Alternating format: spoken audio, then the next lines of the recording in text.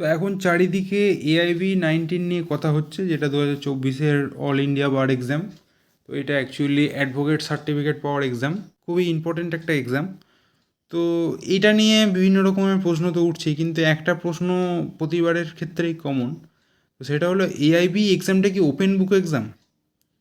আর আরেকটা জিনিস, সেটা শুধু এইবার থেকেই শুরু হয়েছে, সেটা হচ্ছে যে ফাইনাল ইয়ার স্টুডেন্টরা কি AIB দিতে পারবে? এবং অনেকেই ভাবছে যে ফাইনাল ইয়ার স্টুডেন্টরা যদি AIB দেয় কিংবা না দেয়, তাহলে কি তাদের অনেক ক্ষতি হবে? তো এইগুলো নিয়ে এই ভিডিওটায় কথা বলবো। তো চলুন শুরু করা যাক। তো প্রথমত যদি বলি, AIB কি ওপেন বুক এক্সাম? তো AIB actually open book exam নয়। আবার একদিক থেকে যদি বলি, তাহলে কিন্তু এটা ওপেন বুক এক্সাম। কারণ কি?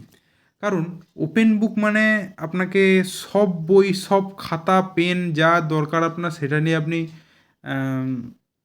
এক্সাম হলে ঢুকবেন, সেটাকে কিন্তু ওপেন বুক এক্সাম বলা চলে। কিন্তু AIBতে কিন্তু সেই জিনিসটা অ্যালাউ না। আপনি কিন্তু নিজের বাড়ি থেকে যে কোনো বই, যে কোনো নোটস সেখানে কিন্তু নিয়ে গিয়ে এক্সাম দিতে পারবেন না। বিভিন্ন সাবজেক্টের যে বেয়ার অ্যাক্টগুলো হয়, আপনি সেটা নিয়ে যেতে পারবেন। কিন্তু এখানে আরেকটা পয়েন্ট আছে, আমি স্ক্রিনে যে বেয়ার অ্যাক্টগুলো দেখাচ্ছি, আপনি কিন্তু এই বেয়ার অ্যাক্টগুলো নিয়ে যেতে পারবেন না। আর স্ক্রিনে বর্তমানে আমি যে বেয়ার অ্যাক্টগুলো দেখাচ্ছি, তো এই বেয়ার অ্যাক্টগুলো কিন্তু আপনি নিয়ে যেতে পারবেন। আসলে বেয়ার অ্যাক্ট নিয়ে একটা জিনিস বলা রয়েছে, যে যেসব বেয়ার অ্যাক্ট যেগুলো আমি স্ক্রিনে ফার্স্টে দেখাচ্ছিলাম, তো ওই বেয়ার অ্যাক্টগুলোতে কিন্তু কিছু শর্ট নোটস দেওয়া থাকে। কিন্তু অ্যাকচুয়ালি AIBতে যেটা অ্যালাউ করে, শুধুমাত্র আপনার সেকশনটা বা আর্টিকেলটা এবং তার সঙ্গে সেকশনটায় কী লেখা আছে, জাস্ট পয়েন্টটা আপনার লেখা থাকবে, এটা শুধু অ্যালাউ করে। তো একদিক দিয়ে যদি বিচার করেন, তাহলে এটা ওপেন বুক এক্সাম। এবার একদিক থেকে যদি বিচার করেন, তাহলে তো এটা আবার ওপেন বুক এক্সাম নয়। তো দুরকমই হচ্ছে। তো আপনার ভালো প্রিপারেশান থাকলে অবশ্যই এক্সামটা পেরিয়ে যাবে, আপনার ক্লিয়ার হয়ে যাবে এক্সামটা। কিন্তু একটা জিনিস মাথায় রাখবেন, 50% স্টুডেন্ট কিন্তু আগের বছর AIB এক্সামে ব্যাক পেয়েছিল।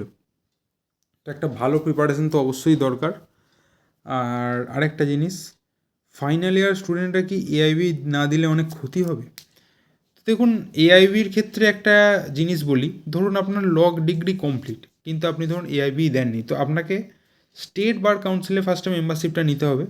তো স্টেট বার কাউন্সিলে মেম্বারশিপটা নেওয়ার পর কিন্তু আপনি এমনিই অ্যাডভোকেট হিসেবে প্র্যাকটিস করতে পারবেন। আপনাকে 2 বছর সময় দেওয়া হবে, তার মধ্যে আপনাকে AIB এক্সামটা ক্লিয়ার করতে হবে। তাহলে আপনি পুরোপুরি একটা COP, অর্থাৎ সার্টিফিকেট অফ প্র্যাকটিস পেয়ে যাবেন।